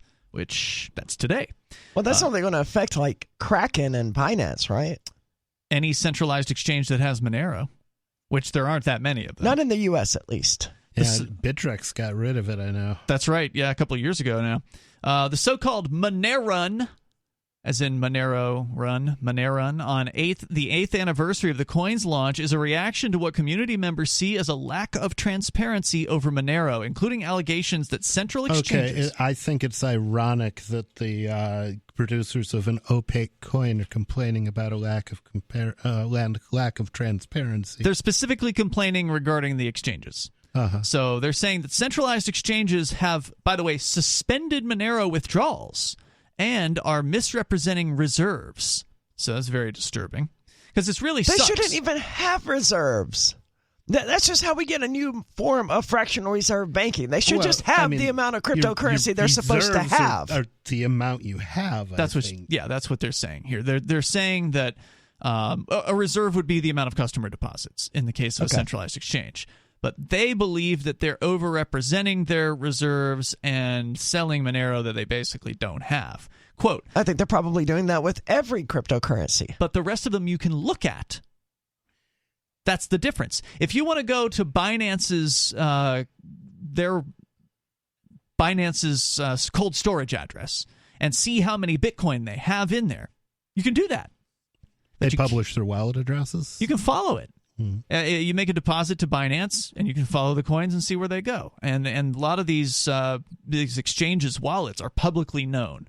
So some of the block explorers out there, for listeners that don't know, a block explorer is a website where you can go and you can look at the blockchain. And the blockchain being the public ledger of transactions for most coins like Bitcoin and these others.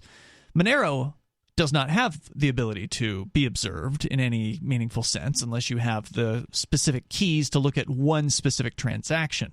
Schrodinger's coin. And so, therefore, you cannot know for sure how many Monero the exchange has, which would mean they could be selling Monero that they don't have. But they could be doing this with other cryptocurrencies as well, just by saying, oh, no, we actually have other wallets. They could. You're right about that. But it's at least somewhat auditable. Anyway, one of their security engineers, Seth Simmons, wrote on Twitter, quote, it's looking more and more like exchanges are paper trading Monero and lying about how much they have to customers. Opt out. Get those keys off exchanges and actually own your Monero. Why would you even have Monero if you were just going to keep it on an exchange? I don't know.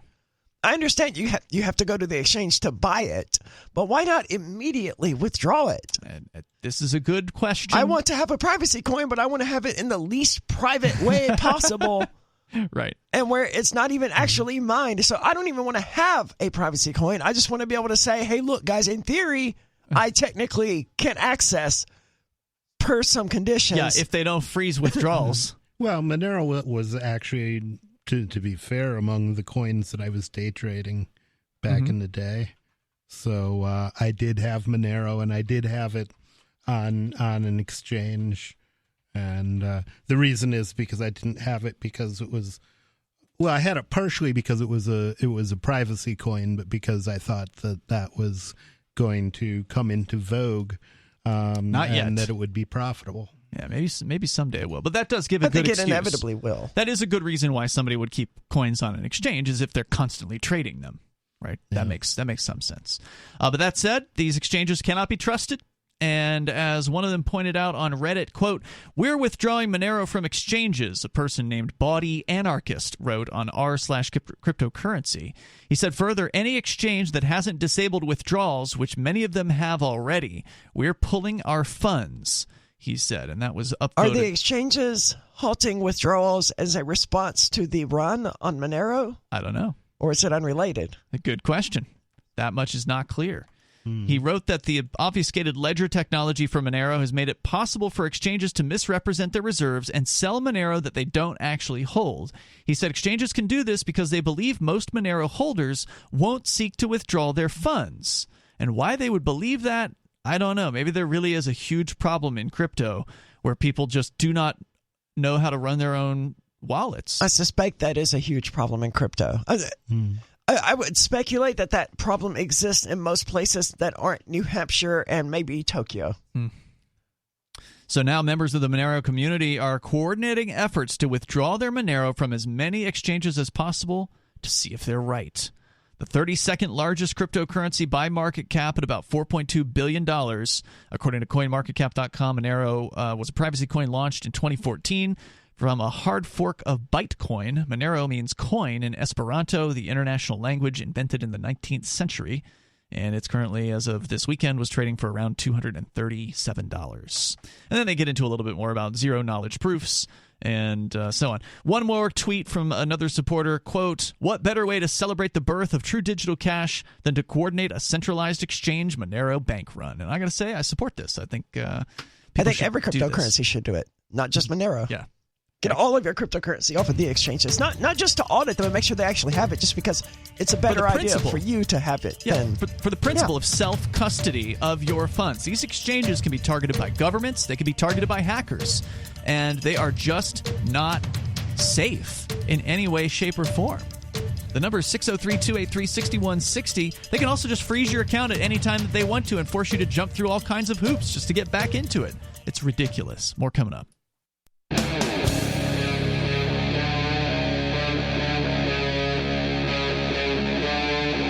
Free Talk Live.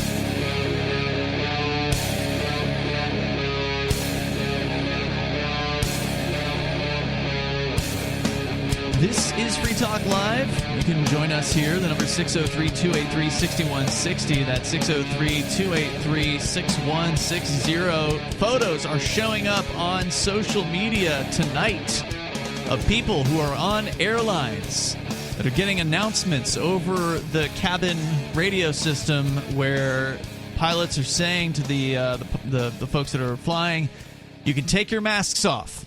The mask mandate is over. So nice. Yeah. And it's not technically yet. There's a delay on that order, I believe, right? I mean, probably due to courts or whatever, but if it's obviously these airlines don't think they're going to be enforced at this point, so they're telling their passengers it's over, and there's pictures of smiling people and rows of airline seats that are just sitting happy there with their epidermis hanging out. Yeah. So it's almost like one of these fake scenes that people are always talking about. Like, people threw their mask into the air and they were smiling and cheering. So it's almost like one of those sources. So people were really anxious to get these stupid things off their faces. Look, guys, all you ever had to do... But they were still wearing them, which I don't understand. That's what I was about to say. All they ever had to do was pull them off. Yep. That's it. Yeah. It's just a piece of cloth. Take it off. Nancy Reagan, just say no. That's right. Well, unfortunately... Well, of course, if you do that on an airplane, you will probably experience some violence, the truth be told. Could be, or they might just not let you on in the first place, which is why most people will put it on, because they're under the belief that the airlines are going to be the enforcers of these mandates. That said, I did read posts on Twitter from one crypto girl who was claiming that she went around airports and boarded airlines without wearing masks multiple times and was only spoken to, I think, on maybe one occasion by somebody at the gateway, and she put the mask on briefly in order to get past that person and then proceeded to remove it after she got past that person and had no further issues. I will admit that I was one of these people who, once I stepped into the airport, I put the stupid mask on and I didn't take it off until I stepped out of the airport, except to take drinks and stuff like that. It was annoying, but I did have a flight that I needed to catch, right? It would have been more of an inconvenience to miss the flight or to get kicked off the flight than it would have been to put the stupid diaper on. You can't even get me into an airport. I've barely flown since 9/11. Nice. I think maybe once or twice. I'll say this. I only flew once during the COVID situation. It was when I went down to pick Bonnie up and drive back here. So I didn't actually do a round trip. I just did a one way down to San Antonio. So my intention was to experiment and see, push the boundaries a little bit and see what I could get away with on the flight. The first flight, so it was a 2-leg flight, so one layover. On the first flight over, I had the mask beneath my nose the entire time. Yeah, it just made people feel better to see you wearing it, right? No one ever said anything like, hey, excuse me, that's not effective. Yeah, no one said that to me. I was curious to see if that would happen. Of course it's not. It's a paper freaking mask. You're trying to stop a virus. That's like trying to stop a plague of locusts with a chain link fence. While sitting in the airport waiting for the plane, I did have a bottle of water with me, so I had the mask off the entire time. I would just have it hanging by my ear or something like that. Sure. And then while I was on the second leg of the flight, it was a more empty flight. There weren't a ton of people on the second flight. I took the mask off the whole time for that flight, but just made sure I had the bottle of water nearby. And then whenever the flight attendants would be walking by, I might take a sip from the bottle, and no one said anything to me. Sounds like a drinking game. Whenever the flight attendant comes, you have to take a drink. And this was a year ago. This would have been January of 2021 before the raid happened. So that. Anyway, if you want to join us here, 603-283-6160. So that's the good news. The flight mandates for masks are gone. We were talking about the Monero folks doing what they're calling a bank run, not on banks that are the traditional banks that you might think of. We're talking about the new banks, the centralized exchanges, many of whom would like to actually be a bank, as we found out with the Kraken exchange that had moved their home offices to Wyoming simply because they wanted to have a more crypto-friendly legal atmosphere in which to operate. And Wyoming allows for what's called a special depository institution to be created. And they went ahead and they created that. So they're one of two companies, I believe, thus far in Wyoming that has moved forward with basically becoming an actual bank. Well, that really needs to be done because the liquidity and the ability to get money in and out of crypto is vital to the acceptance of crypto. So I wouldn't want to be the guy who had to jump through the hoops and deal with the paperwork, but I'm glad somebody's doing it.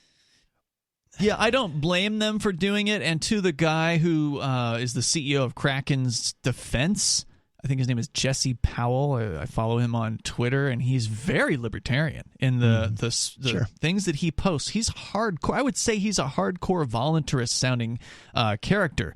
But unfortunately, even he admits, he has posted publicly, if the government comes at us, we have to do what they say. Your funds are not safe with us. He basically told his customers, I think it was late last year, that you need to get your funds off of our exchange. No, that was this year. Something it was during the trucker riot, too, didn't That's what it was. Or trucker protest. Yeah, it was this year.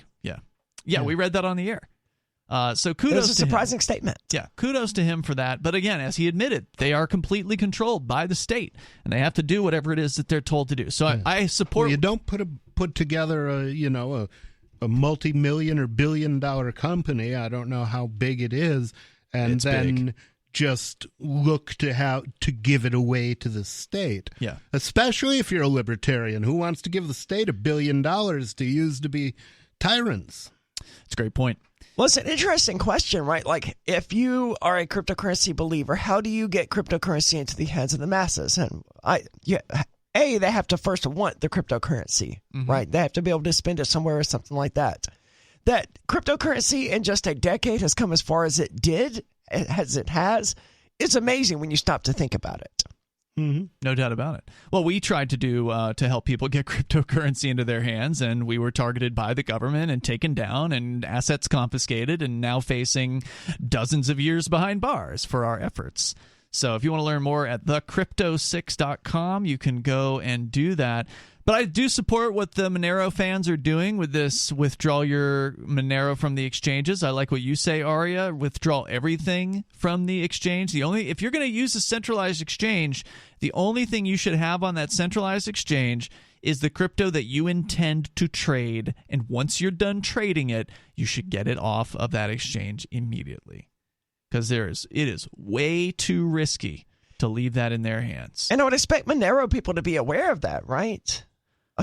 I would expect the average person who's like into Monero enough to even be aware of the Monero run would know that the exchanges can't be trusted. I would hope so. And what I want to see happen in the next couple years, and I think things are going in this direction, is to see the rise of the decentralized exchange. We are starting to see it in the event of this Thor chain that has come out over the last few years. It really started to take off last year.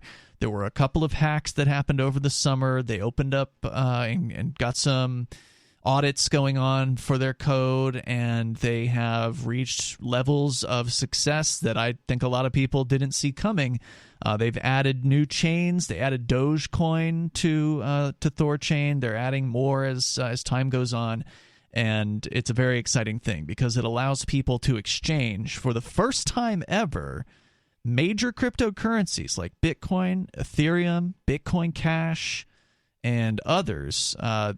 Binance Coin, I believe, as well. And there is still that basic question of, okay, that's great, but how does one take $1 and get some sort of crypto? But there are Bitcoin vending machines and crypto vending machines all throughout the United States. Yep. And then there's stuff like the coin things that they have everywhere. What are they called? Coinstars. Yes. You can get cryptocurrency at those now. That's what I've heard. I mean, the way to think about it, though, is it costs like 10-15% to get the money off an exchange through a Bitcoin vending machine. Bitcoin vending machine. So you're effectively giving away 15% of a coin's value when you send it to an exchange. There's more coming up here. You mean the crypto vending machine. There's more coming up here. You can join us. Bring up whatever you want. It's Free Talk Live.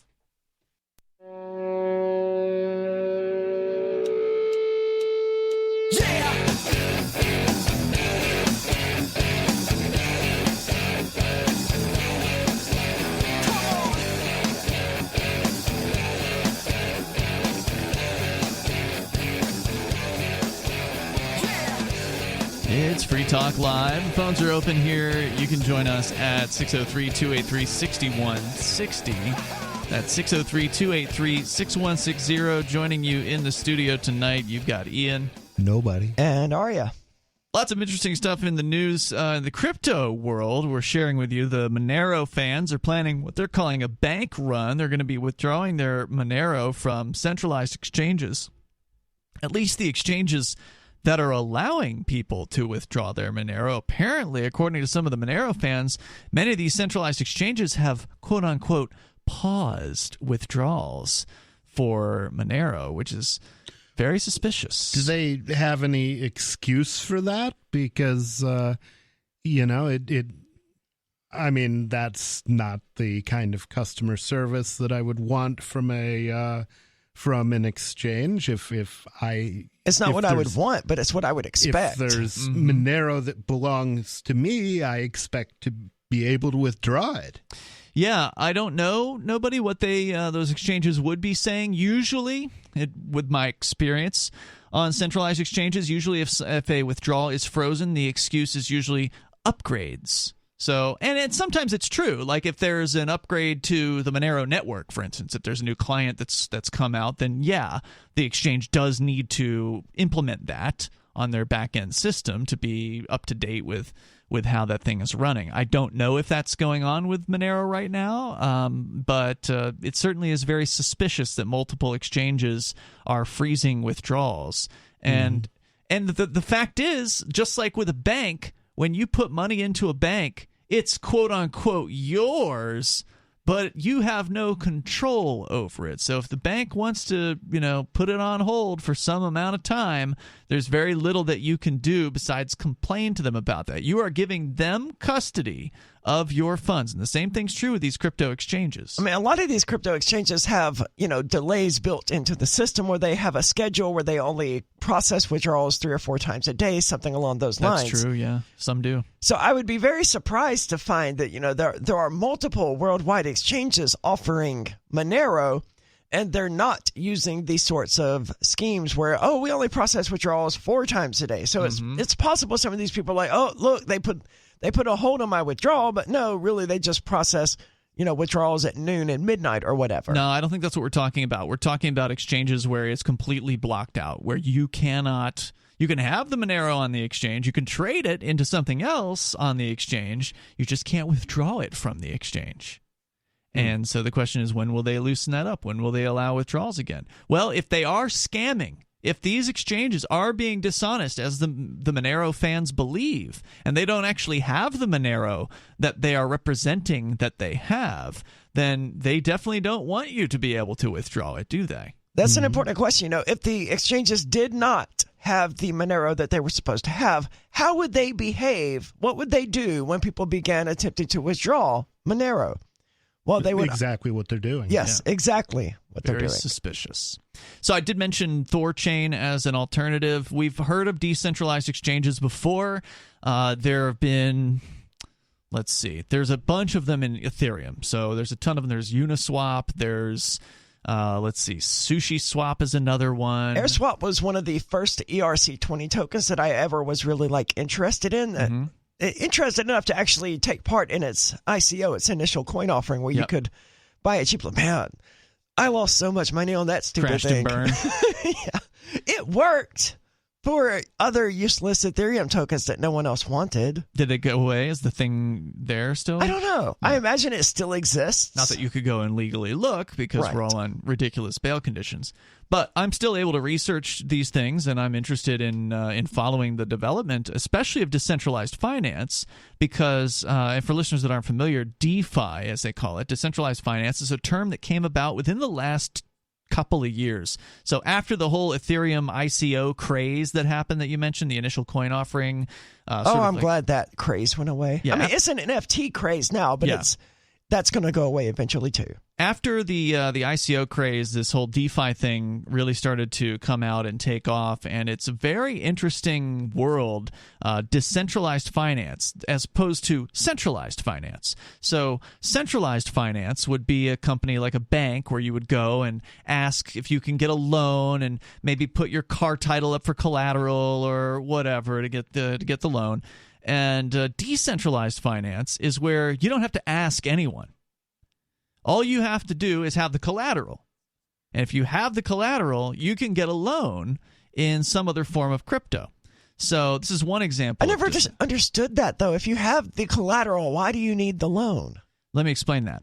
It's a good question. Liquidity. Well, do you want to try explaining that? No, go ahead. Okay, so from my understanding, if you have, let's say you have Bitcoins. Okay. And you need dollars. Maybe you want to buy something with dollars, and you don't want to get rid of your Bitcoins because you're expecting the Bitcoin price to go up over time. Right, a safe bet. So if the Bitcoins are $50,000 a Bitcoin, and today they're like 41 or something, $40,000, but let's just say, just for even number, $50,000 a Bitcoin, you can then go to one of these decentralized finance sites and flip your Bitcoins into dollars on a certain ratio. So like you might only get 50% of the value. So let's say you got one whole Bitcoin, $50,000, and the site says, all right, well, we'll give you $25,000 worth of USDT or some sort of dollar token for it. And so what happens is they hold your Bitcoin and they give you the $25,000. And so now you can do whatever you want to do. You're going to invest in a business or buy a boat or whatever it was you were going to do with that cash. And as long as you can pay the loan off at some point with whatever the interest is that they're charging, you get your Bitcoin back. So it's a way to sort of use your Bitcoin without actually selling your Bitcoin. Mm-hmm. And so therefore, if the Bitcoin value goes up over time as you're expecting, well, you only have to pay off the $25,000. Right now, Bitcoin's $100,000 in value. But you only have to pay off your $25,000 loan plus, let's say $1,000 in fees, and then you get your $100,000 Bitcoin back. So basically, when you do that with a stock, it's called short selling. Okay, you borrow shares of the stock from your broker. Okay, and you sell them, and you take the money and you do whatever you're going to do, and your liability is denominated in the stock. So if the stock goes way down, quick like a bunny, you buy it up and send 50 shares back to your broker that cost a fraction of what you what you got when you originally borrowed and sold it. So that's how short selling works. But this is a little different. Well, you're short selling the dollar. Yeah, in DeFi, you're repaying the amount in USD. Like you're not repaying a Bitcoin. Correct.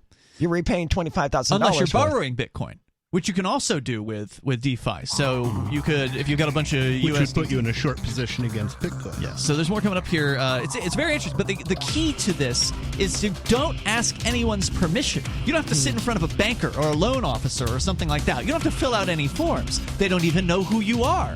All they know is you're somebody that's got the collateral. So they hold the collateral. If the cost of the Bitcoin goes down, then your collateral gets liquidated and the loan is gone. There's more coming up.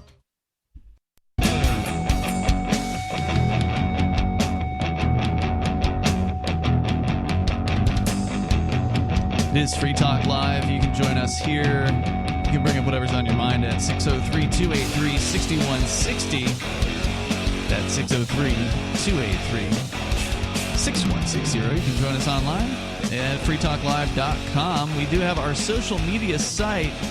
You can go to social.freetalklive.com, interact with other Free Talk Live listeners while you're there. Other hosts are posting there as well. Once again, that's social.freetalklive.com. Here tonight, it's Ian. Nobody. And Aria. We're talking a little bit about decentralized finance and kind of what it is. And I, by no means, am a full-on expert at this. I just know a few things about it. But the idea is to get away from centralized institutions providing people with financial services. And one area that they're really shining in is collateralized loans. As long as you have some collateral, you can get another form of cryptocurrency without actually having to exchange it. And one of the other benefits to this, Aria, is a tax benefit. So for people that are very concerned with capital gains taxes on if you purchase Bitcoin at a low price and then sell it at a higher price, the government claims that they own a piece of that profit in that case. But if you get a loan using that Bitcoin as collateral, that is not a sale. And therefore, as I understand it, this isn't legal advice, but I'm not a tax doctor or whatever. But as I understand it, that is not a sale of Bitcoin. It is a loan, and so therefore it does not fall into capital gains because you have to pay it back at some point. And so it's a way for you to get dollars of value out of your Bitcoin or other crypto without becoming subject to capital gains and reporting to the IRS in that case. So that's another benefit to decentralized finance. I don't know if I would want to make that argument to the IRS personally, but I could see that benefit. To me, it's a pretty accepted viewpoint. There's companies that basically do this for a living, and they've done the research. Yeah, awesome. A loan is not a taxable event. Right. So that's another real benefit here. And again, doing all of this without asking anybody's permission. Well, presumably you don't need a license to give someone Bitcoin. Yeah, and one of the actually related stories that I have here tonight is that one of these centralized loan providers, so there's DeFi, which is decentralized finance, but that there's still centralized finance going on, and there's centralized finance in the world of cryptocurrency. So there's centralized finance in the world of banks, which we're all used to and we know about, but there's also centralized corporations that are doing loans in crypto with the same sort of idea of you give them Bitcoin, they give you dollars in return, except they're a centralized hub, and they therefore can be targeted by the state. And so I want to get into a story about what's happening to one of those companies. I mean, it's almost really easy to exploit this, right? I mean, if you firmly believe, as I imagine most people do, that the value of Bitcoin is going to go up, at least in the long run, it's fairly easy to exploit it. Say you need to borrow $100,000, borrow $150,000, put $50,000 of that into Bitcoin that you hold so that you can sell it later if you need to in order to pay back the initial loan that you took out. Yeah. Well, you could. You can definitely do that. I was telling Ian on the break, though, there is a downside to short sales, which is when you invest in something by buying it, okay, you can only lose the amount of money that you put in. But if you take on a liability that's denominated in, say, GM shares, say you borrow, $10,000 worth of GM and you sell it because you think GM is going to go down. Well, if GM doubles it, then you've lost twice what you thought you were investing. It's like investing in a stock that can go down past zero. And that's why you may have to put up $50,000 worth of Bitcoin if you want to borrow $25,000. That way you can lose half of its value before they sell it off and liquidate. Right. Here you'll get liquidated in this case. So if you've put in Bitcoin at half of its value and it goes down to that half point, then your assets get liquidated and the loan gets called, and that's it. So you're protected in that way here. But it would probably be yeah, I see where you're coming from. Let's go to Jack. He's in Washington. Jack, you're on Free Talk Live. Go ahead. Yeah, earlier you guys were talking about taxes. Uh-huh. The government gang has the guns. Yes, they do. We're kind of in a weird position where they're kind of robbing the bank as they wish. Well, they're working together. The government's robbing banks. Yeah, the state works with the banks. They're robbing. What they're doing is they're protecting the bank's monopoly so the banks can rob us. Correct. But at any time, the government can say, I want more money. I want 7% more. And what are we going to say? It doesn't matter if you're Elon Musk or you're Joe Schmo or anybody. Are you talking about if they were to do a haircut on people's bank accounts? Is that what you're referring to? Just in general, they can ask for anything they want. You're talking about taxes. Well, they don't ask, right? With taxes, they don't ask. They just take. And they threaten and they use violence. This is why we advocate cryptocurrency, though, because we are aware that governments and banks conspire together to rob from the average person. And we oppose that. What if we have one of those electromagnetic pulses or whatever? I'm sure that's a common... Well, then your bank is screwed, too. Yeah, what if an asteroid hits the Earth tomorrow? What kind of question is that? That's a good question. Well, I'll answer the question, though. It is something some people are concerned about. There are weaponries, and the sun can do things that are nasty. But as long as there's a physical, like an actual stored hard drive with the Bitcoin blockchain on it, at least a couple of them on the entire planet, the Bitcoin blockchain can be restarted once all the electronics come back on again. So you'd have to wait. You wait for the power to come back on. Yeah, that makes sense. Dude, if the power gets wiped out because of a supernova or whatever, your Bitcoin is going to be the smallest of your problems. Yeah, and you're going to have a hard time hitting the ATM. That's for sure. Jack, anything else you want to share tonight? No. Thanks, man. Appreciate hearing from you tonight. The number 603-283-6160. So there is a company that I've mentioned before on the air. It was actually probably back before the raids happened, called Celsius. And there's another one called Nexo, and there's a few others where Celsius is one of these, they loan cryptocurrency, or they loan, right. Right, yeah. Just like we were talking about with Decentralized Finance, these guys do the same thing where you can deposit Bitcoin or other cryptos with them, and they would give you if you just deposit, they would just give you a return. You'd get like an APY basically, and they use that to loan out to other people.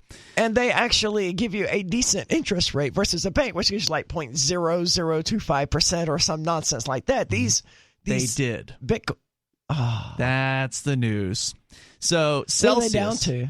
I don't know. I'm not on the site at this time. Sure. But the news is that Celsius, one of the two biggies, is now only allowing verified accredited investors in the United States to add coins to their Earn accounts starting on April 15th, while users outside the country will be unaffected. So if you're an international user, they're still going to be doing what they were doing, but in the United States, you now have to be a verified and credited investor, which basically means you have to be a millionaire. Or use a VPN. Accredited in investing, it's one of the things that I'm kind of amazed they get away with. Basically, if you're not already rich, they won't let you invest. That's right. In a lot of things. You want to get into a startup, you better be able to prove you're rich. Yep. Because if you're not rich, they're not going to let you get rich. Exactly. And these guys were paying like 10% APY or more on their But they're not KYCing people, right? They're not asking Yes, they are. Why? Because they're centralized finance. Yeah, but you don't need someone's ID in order to take a Bitcoin from them and to But they do get them because back. they're regulated by the state. So this is why these centralized finance companies do not have a future, at least in the United States. And decentralized finance is the solution to these problems because you can make an APY. It ain't 10% with decentralized. It might be like 2% or something, but it's still better than a damn bank account in every case. There's more coming up. Free Talk Live.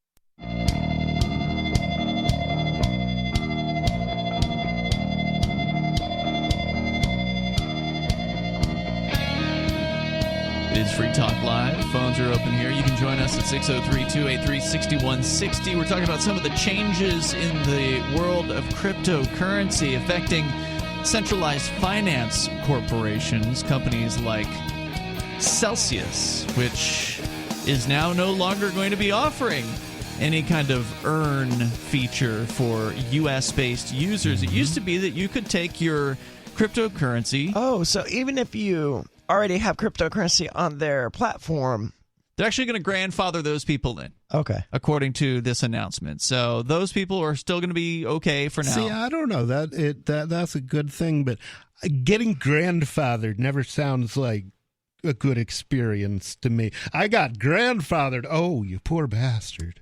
Yeah, and who knows for how long that'll be the case. They may still decide to flip off those features later on for those people. But for listeners that aren't familiar, Celsius is a company like some of their competitors, Nexo, and others that allow deposits in cryptocurrency, and then they give an APY to those people who are depositing that crypto, and you can earn some interest on it. Now, of course, the downside is you're trusting them with your coins. You're trusting a centralized company, just like a bank. You trust them with your dollars. This would be trusting some company that wants to be a bank with your Bitcoin. If they go out of business the next day, you may never see your Bitcoin again. If they get raided by the government, you may never see your Bitcoin again. So it's a highly risky endeavor, but that said, they should be allowed to exist.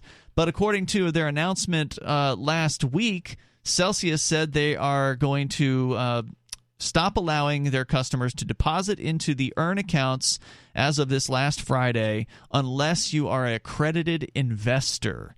Then you will be able to continue to do it. According to the press release, they say I don't know what that means. An accredited investor is basically someone who's proven himself to be rich enough to be allowed to take risks. Yeah, you basically have to have like $1 million worth of wealth in order to be an accredited investor. And you have to have some accountant essentially testify that you have X, Y, and Z assets, and then you're accredited. Who does this accrediting? The accountant, I believe, but I'm not sure exactly how that works. Celsius said the changes to its products... How does a system like this get set up? By the government. The feds. The SEC, for instance. But you would think in that case they would be the ones doing the accrediting. Who, the government? Yeah. No, they don't have the... I mean, the bureaucracy would be too insane. That's true. They do the fascism thing, which is to let private accountants do the accrediting. Celsius said the changes to their products were the result of ongoing discussions with United States regulators. In 2021, some state-level regulators moved forward with cease and desist orders against the platform for allegedly offering unlicensed securities with their interest-earning accounts. Mm-hmm. Now, the thing that made America for a while the richest country in the world is that we were the freest country in the world. Mm-hmm. And that's no longer the case. So what's going to happen is you're going to find that people in other countries, basically other countries are, as a result of this kind of thing, are going to get richer, and Americans are going to get poorer. Because they don't have the opportunities. Yep. So it's kind of like they're doing what they're doing to Putin, only they're doing it to us, cutting us off from opportunity. The CEO of Celsius said, our industry is going through a paradigm shift. That's a nice way of saying we're getting screwed. He says, in line with recent regulatory guidance, there will be changes to the way our Earn product will work for users based in the United States. And regulatory guidance, for those who don't know, is the government saying, hey, look, this is what we're going to regulate, or this is how we're going to interpret the regulations that don't actually apply, and it's going to punish you if you don't play ball with us. That's what a regulatory guidance is. It's a warning that they're about to crack down. It's like mafia guidance. Do what we tell you, or we will have you killed. Exactly. Texas State Securities Board targeted Celsius's accounts in September of 2021, and there was a cease and desist order from the New Jersey Bureau of Securities related to the, quote, sale of unregistered securities, unquote. Now, I don't know what exactly a security is, but I think it has something to do with something that security is what the government robs you of every day. I think that from a financial perspective, a security is something that could go up in value, right? That a company offers you. Don't get me lying, dude. My understanding is that a security is like something that secures a debt. The government doesn't seem to know what a security is either, and this is why they're going after the library founder, Jeremy Kauffman, accusing the library credit, the LBC, of being a security. Yeah, I think it has to be tied to like the success or failure of the company or something like that, and the library token isn't per se in that way. So library's been fighting that for like spending millions of dollars on attorneys and fighting with the SEC, and it's been going on for 4 years at this point. So it's been going on long enough that the Facebook memories, before I recently deactivated, did pop up with old screenshots that Jeremy Kauffman had shared of some of these questions where they asked him, can you tell us why you had a website? And other silly nonsense like that. Like, your tax dollars at work, people, is the government asking Jeremy Kauffman why he had a website for people to learn about his company. But win or lose, they've succeeded in setting technological progress back by years. Right. And so here's the thing. So even if this company disagrees with the state's accusation that it's selling securities, it's easier for them to just say, well, we're just not going to do business with New Jersey people. Well, we're just not going to do business with Texas people. And now they're just saying we're not going to do business with anyone in the United States at this point, rather than fight and spend millions of dollars trying to continue this marketplace. They're just walking away from it. Anyway, there's a little bit more here. They have roughly $23 billion in assets under management, apparently, at this company, and have allegedly paid out more than $912 million in yield since 2018. The rates for their interest-earning product, if you could get it, if you're not in the United States or are an accredited investor, are upwards of 18.63% APY for cryptocurrencies, and 7.1%. That's pretty good. And 7.1% on many stablecoins. In fact, some people would say it's too good to be true, and there are allegations that this company, might not be totally honest with their books. Is that 18% payable in crypto or in dollars? Wow. Yeah, you earn crypto directly on your crypto in these cases. I mean, I could see how such a thing could come into existence, though, with so many people wanting to borrow against their cryptocurrency and things like that, as we talked about earlier. I could easily see them being able to afford an 18%. Not normally. That does seem like a bit. That's not their average yield or anything like that. No, many of them are lower, if I recall correctly. But something along the lines of 8-9% for an APY, I could totally see from one of these companies. And keep in mind they don't have bank branches. They don't have a physical, hundreds of physical locations with huge numbers of staff that they have to maintain. So their operating costs are certainly lower than banks. And I did read a story a long time ago about these companies and how they could offer those rates, and it did explain it. And of course, you have to remember the biggest operating expense of a bank is you have to buy a whole damn government in order to keep your monopoly, in order to keep your cartel in operation, and that's necessary. But if you can afford a license to print money, it's a good thing to have. Yeah, one of the points they made was that banks make plenty of money on their loans that they're doing to people. It's just they're not paying that money to the other depositors. It's going to their shareholders. It's going to the government. It's going to paying their huge overheads. And paying for children to molest. The banks do that too? Oh, yeah, the bankers are famous.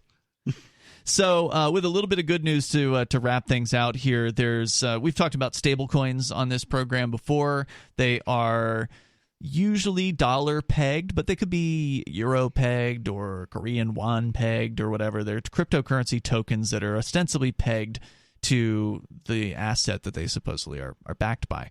And what has existed prior to recent years has been centralized stablecoins like USDT or USDC, which are the two top centralized stablecoins out there. They're in the top 5 cryptos, actually. They're very, very popular.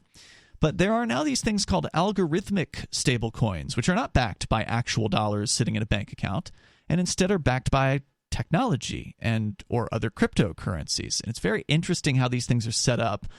One of those decentralized stablecoins is called UST, and it is on the Terra blockchain.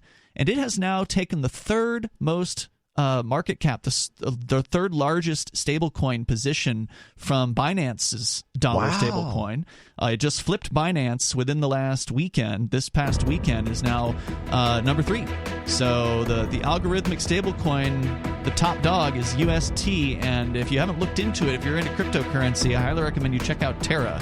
And it's a very, very interesting platform. It seems to be having some tremendous level of success. Definitely worth looking at. And the interesting thing is, it's not actually backed by dollars, but it's worth $1. So check it out when you get the chance. We'll see you tomorrow night. freetalklive.com.